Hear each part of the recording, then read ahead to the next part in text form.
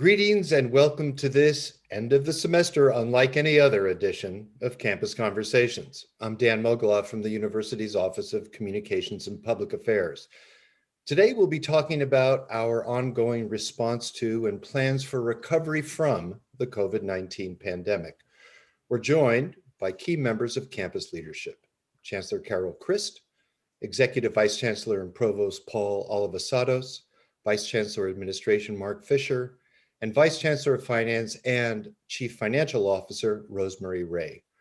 We already have in hand a large number of excellent questions that you've previously submitted, but you're more than welcome to submit additional queries as we go along through our Facebook Live streaming site. And without further ado, let's get started. Carol, I think you had some opening comments you want to offer to sort of set the table and give us a sense of the road we've traveled and what you think lies ahead. Thank you very much, Dan. I first want to begin by thanking everyone who is listening, watching this program today. This has been a semester like no other. It's certainly the hardest time in my adult life. And I am inspired every day by the dedication, the creativity, the resilience that our students, faculty, and staff are showing. And I know this is in the context of considerable difficulties that many of you are facing in your personal lives, perhaps lost income, children who are doing remote schooling at home with perhaps no help for childcare, lost daycare, just lots and lots of challenges. And so I just want to thank you from the bottom of my heart for all the work you're doing, and to say that I know how very, very difficult this time is for us. Even though it seems very dark now, there is light at the end of the tunnel. It's not only do I read in the papers, but hear from experts that a vaccine will be widely available in the summer. So I expect we'll be back to a much more normal way of working and instructing come the fall semester. But we are looking forward to a hybrid, and that will be a mostly remote spring. I want to talk specifically about the budget. This is by far, I've been thinking a lot about budget crises that I've negotiated in my career. And this is by far the most challenging budget situation that I've had to deal with. First of all, it's its sheer size. From the beginning of March, when we went remote, till June of 2021, the end of our current fiscal year, our losses are $340 million, which really dwarfs the $150 million structural deficit that we were dealing with before. In addition, every revenue source is affected. There are no safe harbors anywhere. I've made a commitment that the budget deficits in the auxiliaries that have been particularly hard hit, that's housing and dining, of course, because they have very little revenue, and athletics, Cal performances to a lesser extent, will stay in the auxiliaries. We will create budget strategies that are unique to those units and kept within the boundaries of those units. But there are nevertheless very big challenges in the core budget of the campus. First of all, there are the additional expenses that COVID is involved, the expenses for remote instruction, the expenses for testing, and the expenses for additional cleaning. In addition, we've had an enrollment drop of about 800 students. That's a loss this semester of about $15 million. If that continues next semester, that'll be another $15 million. And then finally, we've had a reduction in our state funding of $42 million. So we, as you all know, have had one set of budget reductions. It was $65 million total. I became convinced that a second set of budget reductions to all the units would be really damaging to the campus, would really start to compromise our programs. And so I've chosen a bridging strategy rather than a second set of permanent budget reductions. That bridging strategy has a number of elements to it. An additional draw from the endowment or a loan against the endowment. We're exploring that.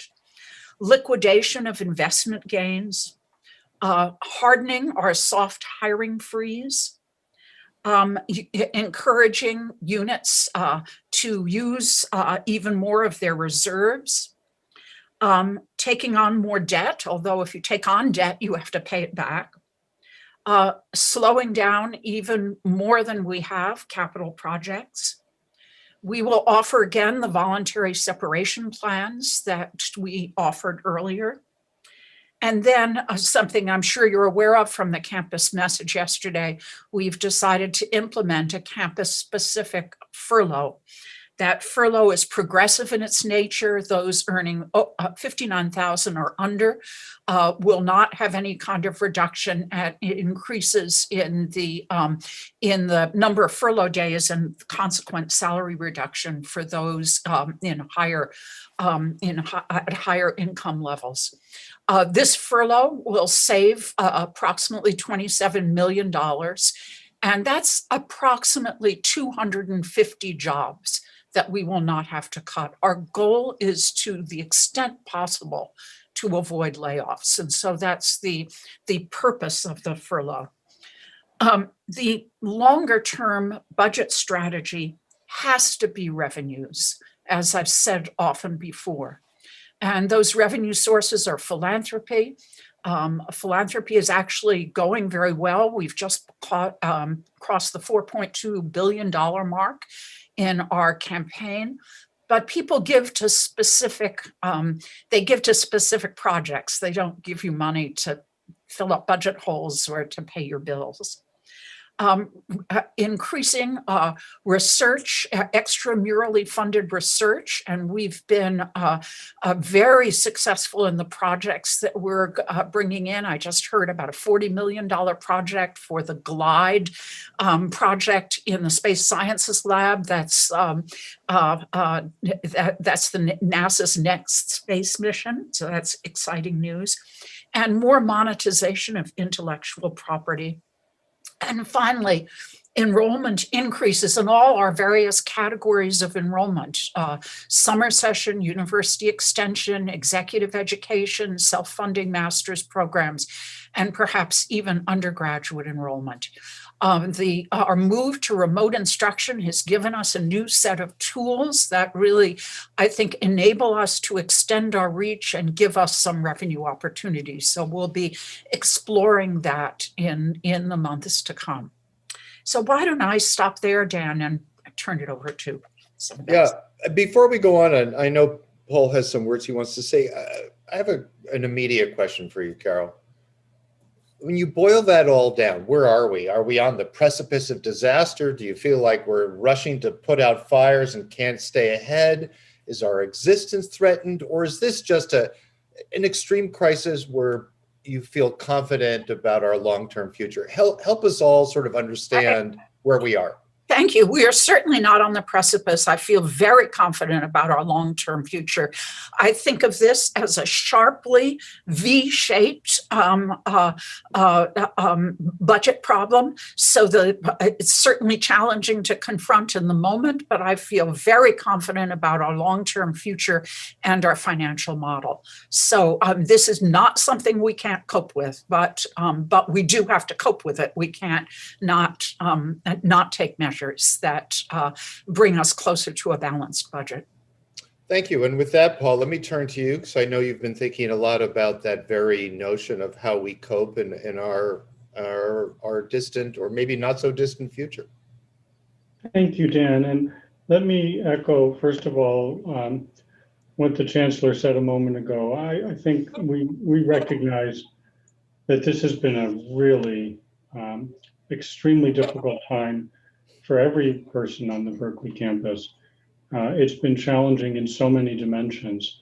The stress and anxiety of the pandemic, the abrupt shift for many people for working from home, the stress of people who are not able to work from home, being in the workplace, the social justice crisis, the political crisis that we've been through.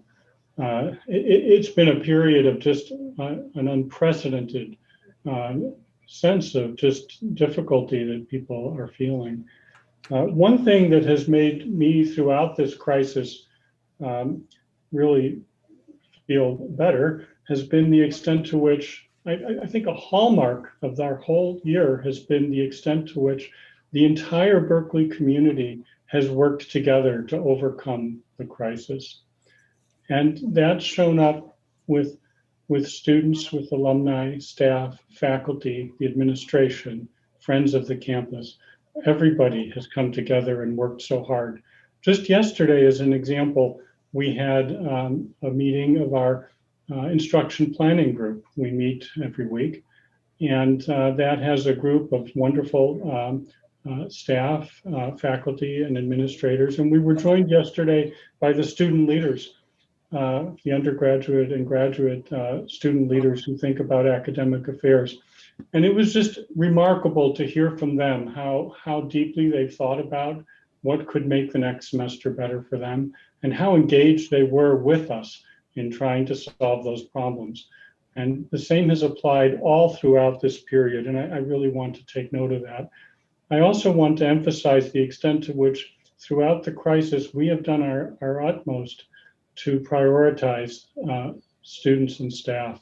We've done everything, and we continue to do everything we can to protect jobs. And at the same time, we've taken many, many actions that we believe have done the best that we can to support our students through the crisis, including establishing, for example, the Student Technology Equity Program, and establishing the Graduate Innovation Fellowships for Remote Instruction.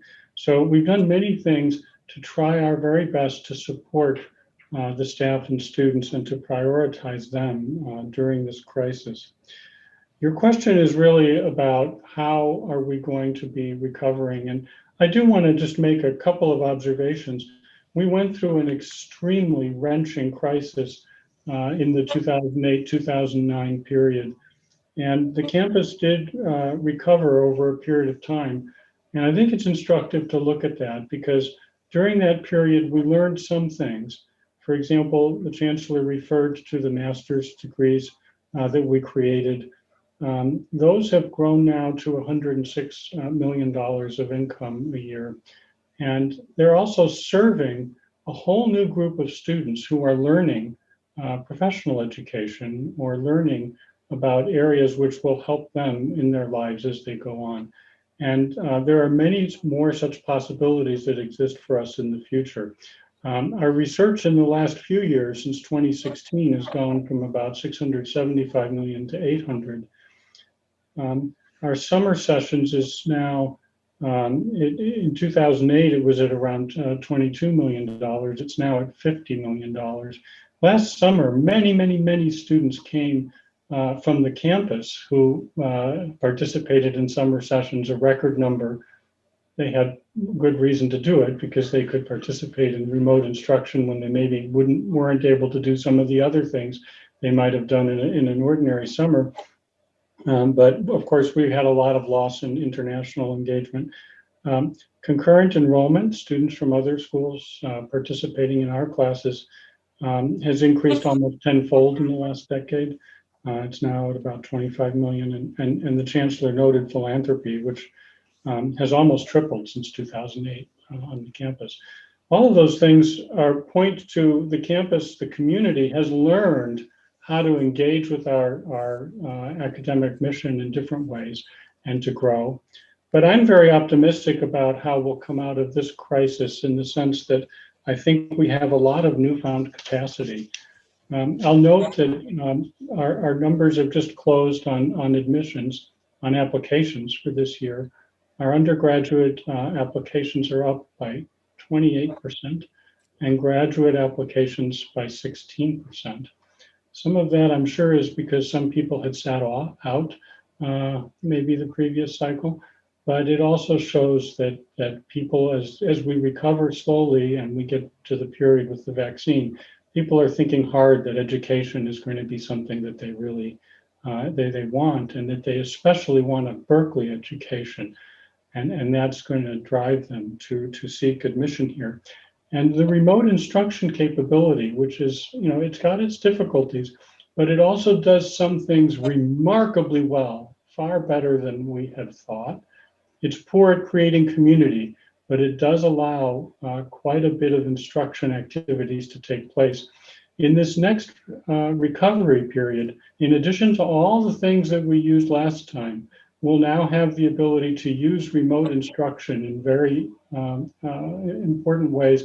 And so I believe that even though we're in a very deep crisis at the moment, we're going to have a lot of new ways to extend the benefit of a Berkeley education to more people. And that will be a key to helping us come out of the crisis. Paul and Carol, thanks for those opening comments. And just for people who may have joined us late, we've got a lot of excellent questions that have already been submitted, but we welcome additional queries as we go along. They can be posted on the Facebook Live page where we're streaming this event. And also, lest anyone think that we're slighting Rose and Mark, they've opted not to offer opening comments, but are going to be here to help us with specific questions. So let's jump in. And not surprisingly, a lot of questions about the furlough program, the time salary and time reduction program that was announced yesterday. And many of them sort of focus, or initially at least, on an equity issue. So let me start with this one. Why is there only a 3.82% cap on salary reductions? I would like to know why the planned salary cuts are not progressive above $234,000. It is public knowledge that there are, in fact, quite a few salaries on campus that are well above that figure. Why are these salaries not being taxed progressively as well? Carol, can I ask you to take the first shot at that one? Yeah, you certainly can. A number of us, including me, have taken voluntary 10% salary reductions. And everyone who's highly compensated in athletics has taken a voluntary 10% salary reduction. And in this salary time reduction program, any individual or unit that has chosen that route, I know some Mark's units have chosen that route, can continue to take the higher reduction. We operate a very large part of the most highly compensated employees on campus are faculty, and we compete in a very competitive market for faculty for both recruitment and retention. And the last thing I want to do is impose a salary reduction on faculty that will motivate faculty to leave us, because it's the very heart of the institution. There's a similar question in a similar vein. And that's somebody who's asking, what was the extent of senior leadership participation in rough percentages in voluntary programs? You mentioned, Carol, that you and many other senior leaders had taken a voluntary 10% cut, that the highest paid administrators and coaches in athletics had done the same. But I think this person is asking for sort of a broader sense of how extensive has that voluntary participation been across the layer of management that is most highly compensated? Do you have any idea? I actually don't. I know in athletics, it's been 100%. All the chancellors have taken a 10% reduction, but I don't know about other executive categories. I don't know if Mark or Rose, you know. I do not. Got it. This is something, and I should add for everyone's benefit here. We know there are going to be a number of detailed questions we might not get to today, additional detailed questions about the furlough program. And I know that the People and Culture team will soon be posting an FAQ to address questions. And this is going to be something that evolves over time. But let's move on to the next question. How does the administration plan to help mitigate the additional work that will accrue? When one person is on furlough, this person writes, their work doesn't disappear and will either be awaiting their return or fall onto another staff member's plate. Mark, maybe I could toss that one to you to get started. Thanks, Dan. So this question's come up in other conversations. I think one of the critical things here is for staff in particular to really help us understand areas where we can eliminate certain processes, simplify processes, Carol has said this in other meetings, that we don't really understand the pieces as well as you do, because you do this every day. So if there are pieces of your task or the work that you're doing that we can simplify again and or eliminate, please let us know. And I made a pitch to those on the call yesterday who are my organization to send them recommendations to me, and give us a sense of where we can make a difference. Also, I think helping us understand where we need to make communications clear so that the expectations are clearly set on the campus. Again, I think all the leadership on this call is more than welcome or more than willing to do that. And in fact, have been doing that, setting expectations in terms of how long things will take, turnaround, how those on the campus can help those providing services provide those services in a reasonable manner. Got it. And Carol, let me ask you, because I know in the managers forum yesterday, you talked about the need to do less with less. And quite honestly, there was some pushback. I think there are some who are dubious about an institution like ours, so complicated, so far-flung, so decentralized, to really strip down some of the things it does and address the sort of some of the bureaucratic times and the processes we're involved in that Mark was talking about. What do you think needs to happen to really do less with less, at least for the short and midterm?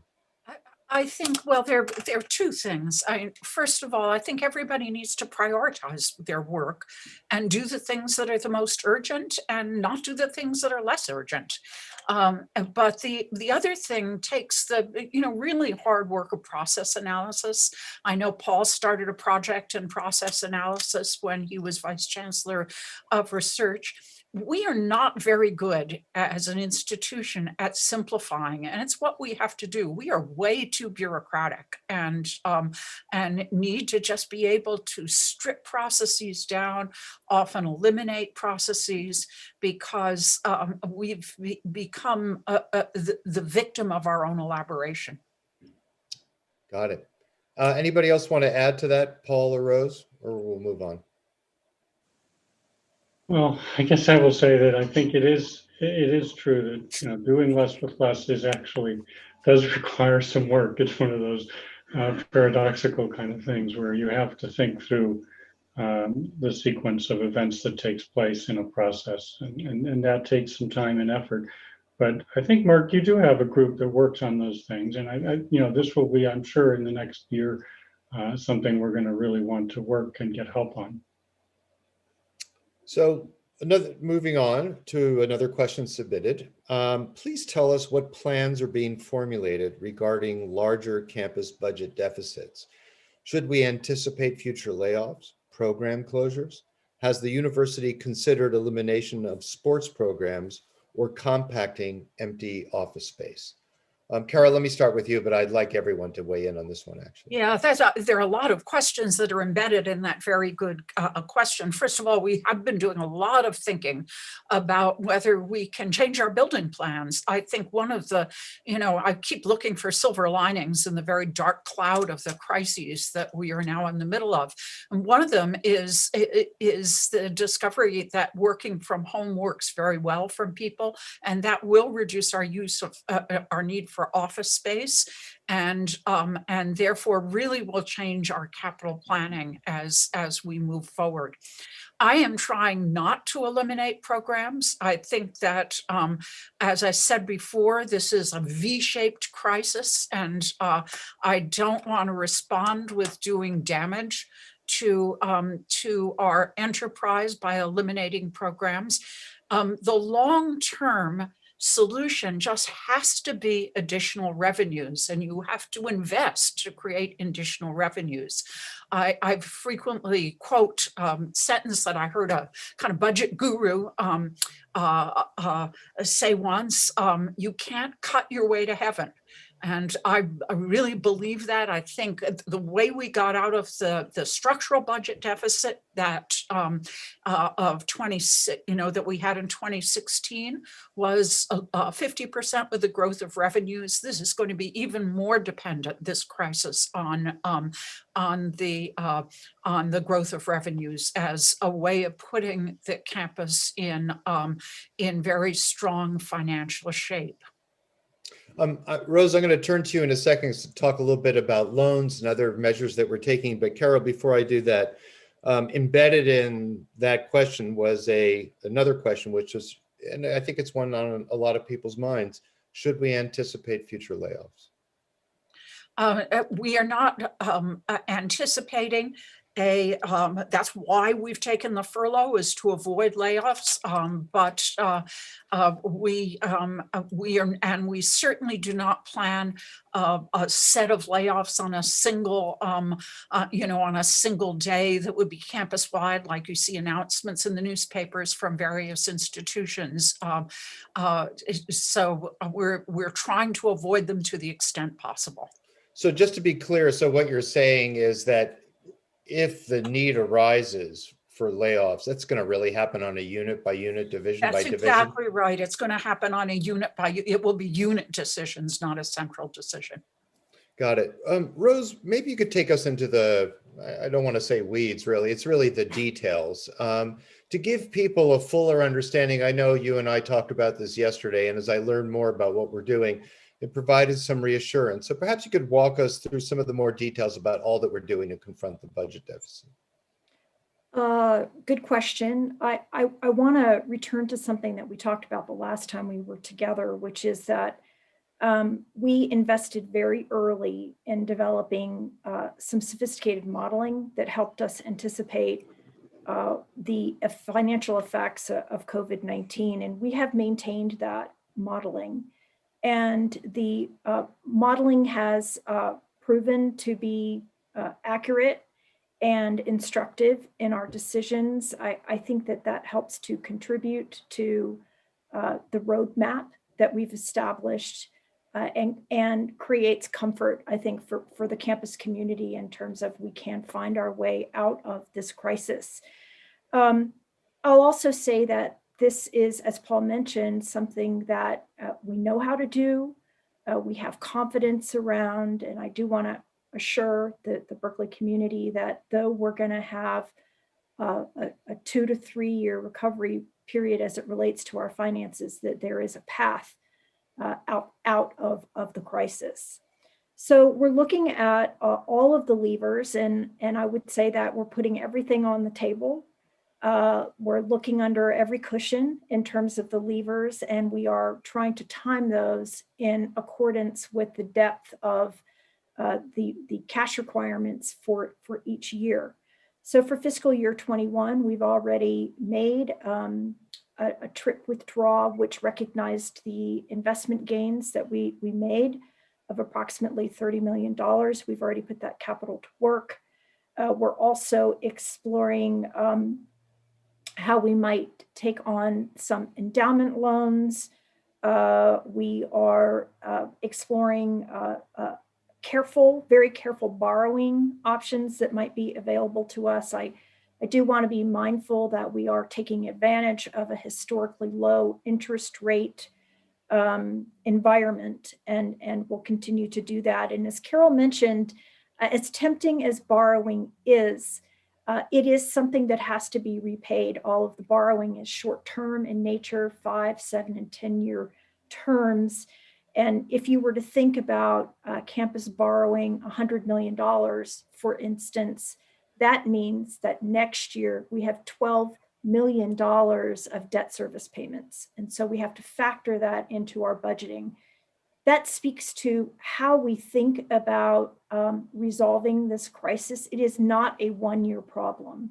This is something that we have to be financially planning for over a 3, 4, and 5 year time horizon.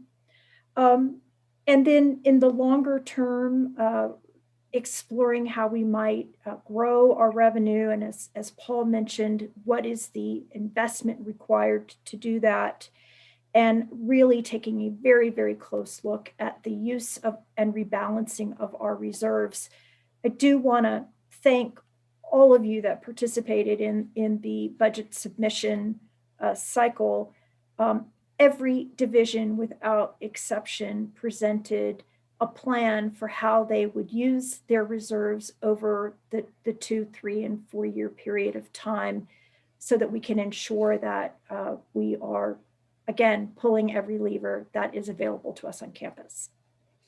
Got it. Thank you. I'm going to get back. There are a number of additional questions about the furlough and time reduction program that was announced yesterday. And just to remind everyone, for those who might have joined late, that some of these detailed questions may not yet have been worked out, but we also may not have time, and that our people and culture team are in the process of preparing an FAQ, and we'll let everybody know when that's posted. But without further ado, question. Can represented staff still participate in the furlough program and be accorded the same benefits as non-represented staff? Mark, do you know the answer to that one? Yeah, sure, Dan. So the answer is yes, but it takes negotiation with their unions. And so, and that's being laid out in the FAQs, that it will be available if the union leadership agrees to the furlough program. Got it. Then another one. As I understand it, the proposed salary reduction is the effect of the proposed furlough days / hours. Is that correct? If so, I assume the scheduling of the actual furlough days over the course of the year is at the discretion of the employee and their supervisor? Yes. That's all. Good. Here's another one. Will employees who volunteered to participate in the voluntary reduction in time program, will they now be asked to also take the furlough days? They can modify their reduction in time, and then they'll be in the furlough program. So they can work those two things together, so that doesn't have an extra negative on there in terms of income. Got it. Next one. Will divisions that have already gone major, will divisions that have already undergone major layoffs still be subject to furlough as well? And that raises another question that I may not be aware of. Are there divisions that have already undergone major layoffs? The answer is yes to the first question, that everyone, the furlough has, there are very, very few exceptions to the furlough program, holders of H1N1 visas, so that they don't compromise their visa status. We're exploring whether people on federal who are federally funded on federal contracts would be subject to the furlough program, but otherwise everyone is subject to the furlough program. I know there's some units that have used temporary layoffs fairly extensively, housing and dining, international house. I don't know whether there have been extensive permanent layoffs in any unit. Mark might be able to answer that question. No, I think, Carol, you're absolutely right. I think it's primarily been seasonal or temporary layoffs. And I would add to that, Cal Performances was another group that had a fairly large layoff, but it was also a temporary layoff. Got it. Next one on the furlough program that was just came in. Are the furlough tiers based on salaries earned in FY 1920 or expected salaries for 2021? The program starts in February, right? So it would be salary based on whatever you're earning when the program starts, which is with the February 1st paycheck. Okay. Here's another good question. Can exceptions or will exceptions be made for employees who are able to demonstrate that the furlough and pay cut would cause undue financial hardship? For example, an employee making $60,000 a year who has no money left over after paying for necessities like housing, dependent care, food, etc. There is no provision for that at this point. And employees below $59,000 are exempt from this program. And Mark, is that something that you think that will be under discussion, or what can we tell people that might be wondering about that? Because I know that there are a lot of details that we're still working out and things we're still thinking about. Certainly. I can answer. I don't anticipate we'll be doing an individual exception program. That I think it's just it's just not something we'll be doing. I understand. Here's a question I don't actually understand. I might not be aware of something this person is, but Question is the UC Office of the President proposed cut also being assessed, or is it just the campus furlough and pay cut? Does anyone quite understand what that is? Is there a proposed? Yeah. Yeah, the Office of the President is using a curtailment program, but its percentages are identical to those of the Berkeley campus. I got it. So we're already there, in other words. Let's see, another one. As I understand it, this person writes, the proposed, sorry. Oh, here it is. At the end of the year-long furlough, will compensation go back to the original pre-furlough amount plus the yearly cost of living increase? Or will any increases be made on the furloughed amount? Also, how does this impact earning baselines for retirement? Mark. You want me to take part of it? Okay. Let's start with retirement. So the idea is to protect retirement. Again, if you are not represented staff, the idea is your retirement would be protected in terms of accrual that leads to retirement, but also the salary on which your retirement is based. And that last piece depends upon a regents meeting on December 15th. So that part's great. What was the beginning of that question, Dan? Before the retirement? Will compensation at the end of the furlough, will compensation go back to the original pre-furlough amount plus the yearly COLA increase?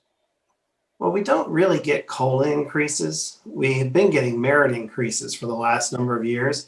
So the first answer is your salary would go back when the furlough program ends to the salary that you're making now.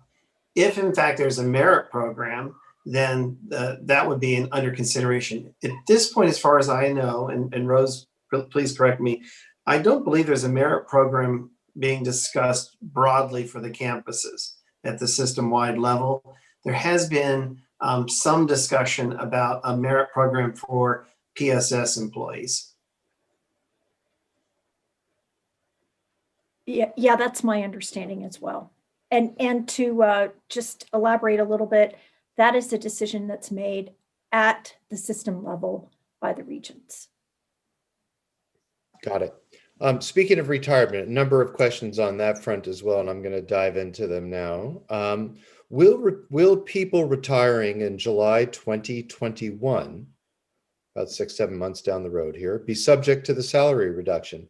I have, this person writes, entered into a pathway to retirement agreement and am relying on this academic year's salary as a basis for my pension.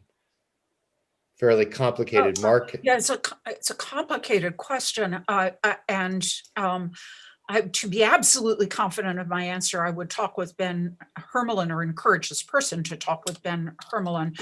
But my understanding is that the calculation of your the last year's salary on which the calculation of your pension is made will not take into account the furlough.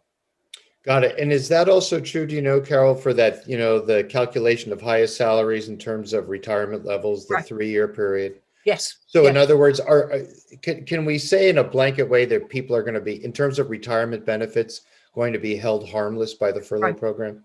That's the intention. Oh, that's excellent.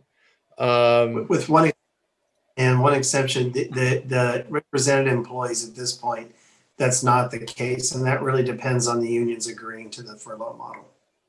Got it. Another one. With the early retirement program, that's, I guess, the voluntary early retirement program, will the university be offering any service credit? And if so, how much?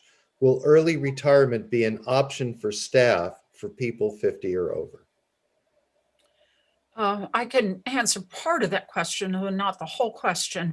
Only the regents can offer additional service credit with an early retirement program, and that has not been proposed to the regents, so I don't think that that is possible.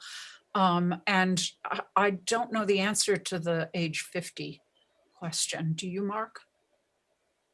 They can, it depends on which retirement band they're in. So that wouldn't change. Was there some other part to that question, Dan, again, Not that I see, no. okay. So here's another one. Will there be a process of exception? And then they're referring to the furlough program. Will there be a process of exception for staff paid by external funds? No, unless the staff are on a federal contract as opposed to a federal grant. Got it. Here's a slight shift in questions. One that's, I was glad to see it. How can donors best help with alleviating the budget deficit and investing in the long-term financial health of our institution? And I sure hope that question was posed by a deep-pocketed donor. Being generous to the campus. Right. And if this was asked by a staff person, I mean, during times like this, there's certain fundraising has a certain magic, I think, for those of us not involved in it, don't quite know how it all works. But do we change our pitch? Do we change our ask? Do we change our approach to donors? Or do we really let them guide us? How does that work right now, Carol? Well, it's always a conversation, first of all, but indeed we have changed our fundraising approach. And during this pandemic, we've been raising very successfully a lot of money for financial aid, particularly emergency financial aid for students. We've been raising a lot of money for basic needs. We've been raising a lot of money for COVID-related research. So we've tried to shape the fundraising appeals to the urgency that felt urgency of this moment. That said, people don't tend not to give you gifts to pay the electric bill. And so, Carol, when donors ask you, they say, how are you? And they say, how are you confronting all this? What are the principles and values that are guiding these hard decisions that you're making? What do you tell them? What is it that what's the North Star for you and for the campus as we confront these thorny issues? Well, there's several North Stars. I realize there's just one North Star, but there are several North Stars in my own mind. I mean, one is preserving the excellence of the university and continuing to sustaining the continuity of our programs of research and instruction. That's absolutely central. But then we are trying to apply an equity lens to our decision making, and we're trying to preserve jobs to the extent that we can. We're trying to the principle of the furlough is that everyone should participate in helping in this financial emergency for the campus. Well, let me ask you a question. I mean, we've a lot of talk about preserving jobs, and Carol talked previously about really wanting to protect the foundation of our excellence, the faculty. What do you hear? What do you know? What can you share from your conversations with deans and members of Berkeley's faculty about where they are and how they're thinking about both the present tense and the future tense in an institutional context? Sure, thank you, Dan. And so let me say, first of all, that right now we are recruiting faculty. We're recruiting our next group of faculty that will join us hopefully in July. And every July, new faculty join us. And they come and we do everything we know to support them, to help them lay their roots here and grow. And it works. It's worked for many decades through many crises. We've been able to bring just absolutely wonderful and amazing faculty to the Berkeley campus. And I feel very confident that this year's recruitment will be very successful. Many universities have chosen not to do that, but we chose to continue because we want to be understanding that the faculty really are, our engagement with them is a multi-decade, 30, 35, even 40-year engagement with them. And we need to stay steady on that. And I think all of the deans and the faculty that I talk to are just so deeply committed to continuing the excellence of Berkeley. We saw it this October with 2 amazing Nobel Prizes, and with many other wonderful developments recently.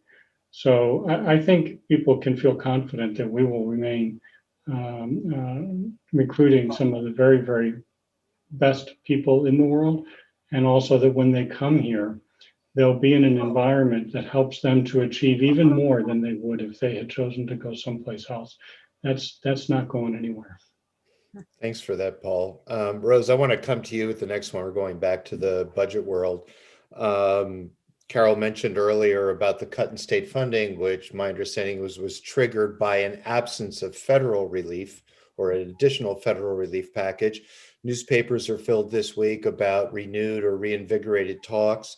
So where do things stand? This person asks, will there be a federal bailout package for higher education? And if there is, will this change our outlook? And will it change potentially some of these planned actions that were announced in yesterday's message? I wish I had a more optimistic answer. But the language that is currently part of the draft for the stimulus package, while it includes relief or funding for higher education, the amount of funding that is being proposed is significantly lower than what was provided in the CARES Act. And so once that gets divvied up among higher education institutions, I think the effect for Berkeley is rather de minimis. Got it.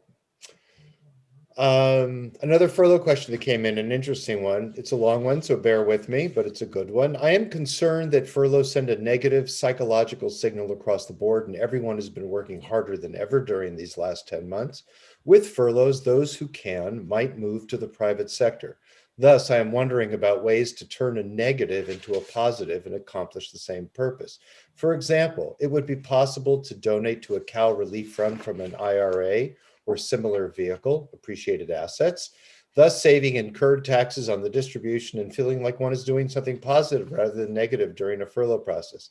Has the administration considered this or other possibilities as a means for personnel to contribute their fair share of the furlough savings? Carol, I'll start with you and anybody else who feels like they want to weigh in. Thank you for that. That's a really intelligent question. And indeed, when we talked with executive leadership about taking voluntary salary cuts, some chose, instead of taking a voluntary salary cut, to donate the equivalent amount to a campus, some campus objective that they cared about. The difficulty with voluntary programs is exactly that: they are voluntary, and also that they don't provide the same amount of budgetary relief, in that what we're trying to do is reduce our expenses through the furlough program, rather than to provide more funding for various kinds of funds. But Rose might have a different answer to that question. I do not, but I'm personally aware of many of my colleagues who did just that. They are contributing through contributions to various departments or units that they care about. And that's in addition to the furlough program. You know, Mark, that last comment question raises another question for me. I mean, there's so much wisdom among our employees, staff and faculty alike, and our students for that matter. Where can people who have ideas turn to? Where can they send them? Should they just speak to their immediate manager? Is there a central repository? But as we begin to process all this, how can ideas be shared? I think questions like the last one, which is a great question, by the way, can be sent in as an FAQ that we can handle through the process on the furloughs. And I would say you could send it to Eugene Whitlock, our Assistant Vice Chancellor for People and Culture, or you can send it to me if you like. And I think, we'll pull those together and provide responses. That last idea is a really good one. If folks have the capacity to do that, making gifts such as that would be incredibly helpful. And my memory of this, and I'm not a tax specialist, but in this particular year that we're finishing, 2020, there's some additional benefits in terms of taxation. So it's a particularly attractive time to make a gift like that to the campus. But please check with your accountant because Yes, please. you're using post-tax dollars to make that contribution with. So staff might also talk to members of CSAC with whom I meet regularly. That's another path where you can make your suggestions. Got it. Here's a non-budgetary question for a refreshing break. This person writes, although it's too soon to project, I'm curious about your thoughts on the fall 2021 semester.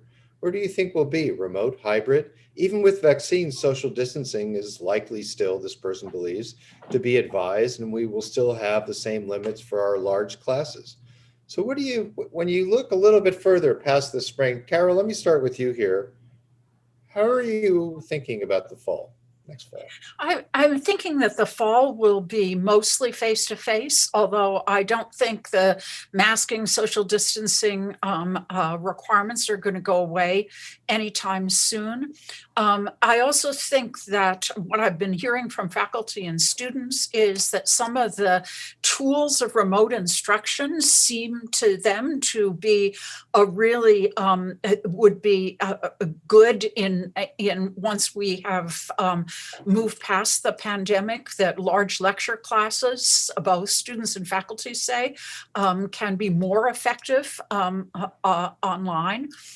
So I'm hoping that we have returned to a much more normal mode of instruction and work in the fall, but there will probably still be allowances made for people for whatever reason who can't do face-to-face instruction.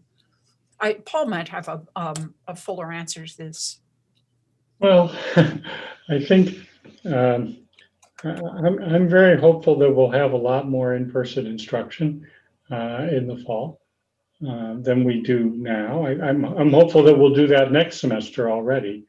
I think we have approximately 450 different kinds of instructional activities that we have. We're certainly hoping, we don't know everything that will happen with COVID, but we're certainly hoping that in the spring that we'll have a select number. There won't be large lecture classes as the question asks. And in the summer, we're likely also to still have most of the activity be remote, simply because we already have to make all of those decisions now. We've been holding off. Some universities have actually made some early statements on fall, indicating that they would go remote. So the question is it's a reasonable question, but I think we're going to hold off on trying to make a call like that, just to see how things are developing. I think we all see the vaccine situation developing, and there's just a lot that's unknown at this point. So we still have some time, and I don't think we should rush that decision. Carol, I have a question for you here. It is in some regards, I think, budget related, but let me read it. UC Berkeley is committed to eradicating racism and bias in all forms on campus. Yet you are closing down ISSI, it's a research institute, the only institution that is primarily focused on actively supporting students of color and social justice on campus. The reasons given have included funding and building issues, both of which seem to be a matter of prioritizing resources for other issues over ISSI. What can you do to ensure that ISSI is saved and students of color and their allies continue to have the Institute as a dedicated site for the multidisciplinary immersive programming and workspace on campus? Thank you for that question. First of all, we're preserving, indeed strengthening many of the programs of ISSI. We are increasing the size of the fellowship program and seeking a space for it. The space that ISSI currently occupies it has very severe building problems, which we don't have the resources to fix, nor would it be a wise use of campus resources. And ISSI itself is having a difficulty raising the money that all ORUs are expected to raise for their own operations. But we are taking the programs of ISSI and finding homes for them. It's also not the only institute that is dedicated to eradicating racism and pursuing social justice. The Institute for Othering and Belonging, for example, is very fully in that space. Got it. Thank you for that. We only have a few minutes left, and I just heads up to everyone, I'd like at the very end just to go around and get each of your thoughts about, the future and, where you're at as we head into the holiday season. But a couple of more detailed questions. The first, for Mark, is there any thought given towards altering how we operate, as going to a 4-10, 4 days a week, 10 hours a day, or maybe less, 3 days a week, 10 hours a day, as a way of saving money and jobs? In other words, and I think on the larger sense, are we sort of doing zero-based thinking right now about really turning everything upside down? Absolutely. I mean, I think one of the great things that came out of this experience in the last 9 months is we know a lot better how to work together in a distance model. And so as we think about the future, we absolutely are considering what this will mean for us. And the Chancellor touched on this with thinking about space allocation, parking, all the transportation issues. There are a lot of things that we've learned and can take advantage of as we move into the post-COVID period. I think there are also a lot of things we have to understand and work out. For example, how to make it equitable to have some of the staff working on campus in a meeting, possibly with part of the group in the meeting in person and then the other part distant. How do you make that fair, equitable? I think there are a lot of things that we need to resolve and think about as we move into that future. But absolutely. And with all of that, I think that absolutely it starts to look at, how we use our resources. If we spend less on whatever it takes to keep space operational, and that can be everything from cleaning to electricity, that if you can reduce cost and have, a smaller footprint, it frees up resources for other things. Got it. So we are just about at the end, and Rose, I'm going to ask you to start off just to share some thoughts. I know that you're, somebody very, very committed to the campus and to your job. And what are you carrying with you right now as you think about the road ahead? Well, I have to begin by just saying that it is very inspiring to me personally to work for a chancellor and a provost that really sincerely put our students and our faculty and our staff at the center of all of their decision making. And I think we're all very fortunate to have that on this campus. And I understand the tough road in front of us, but there is a path forward. And I just honestly in my heart believe that we will come out of this much stronger than we came into it. Thanks for that, Mark. I'd just like to thank everyone. I mean, if you think about the past year, starting in the fall of 2019 with 2 PSPS events, the campus being shut down, understanding what our infrastructure could or couldn't do, being able to move into remote or online education really quickly, the testing protocols that the Berkeley campus has put in place. I would look back on this year as a difficult year, but incredibly successful. And we have a lot to be proud of. I think the campus has just done a phenomenal job of stepping up, making huge changes, and maintaining our excellence. It's pretty remarkable, frankly. Paul? Well, we had a couple of days break at the Thanksgiving break, and that kind of was a moment also for me to reflect, and we're entering now into a holiday period. And I think it's been a very, very stressful time for everybody. But I enter that period with a sense of gratitude. We've been able to come through this period with really there was the possibility of loss of life. I think we've acted in a way that has really kept people healthy for as much as we possibly could. So we can have a sense of gratitude also to all the people on the public health side who have helped us to manage through this, and a sense also that when it comes to our education and our research, that we've done extremely well in the most adverse of circumstances.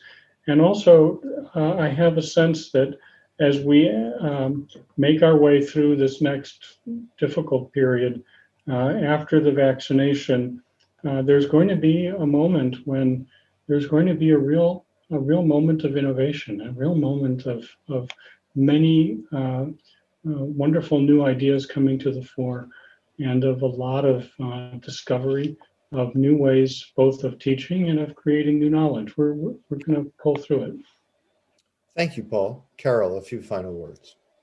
I just want to again thank everybody and say how inspired I am by the creativity, the resilience, the dedication that staff, faculty, and students have shown in this crisis, and to wish you a wonderful holiday, to take the time to recharge, to reflect. And I too feel there's so much to be thankful for, even in this very dark time. Thank you. And I want to thank all of you for joining us today, for your time, for your thoughtfulness, for your frankness in these challenging times. And to all of you who joined us today, we look forward to seeing you next semester when we'll have a new slate of campus conversation events. And in the meantime, stay safe and be well, and happy holidays. Thank you.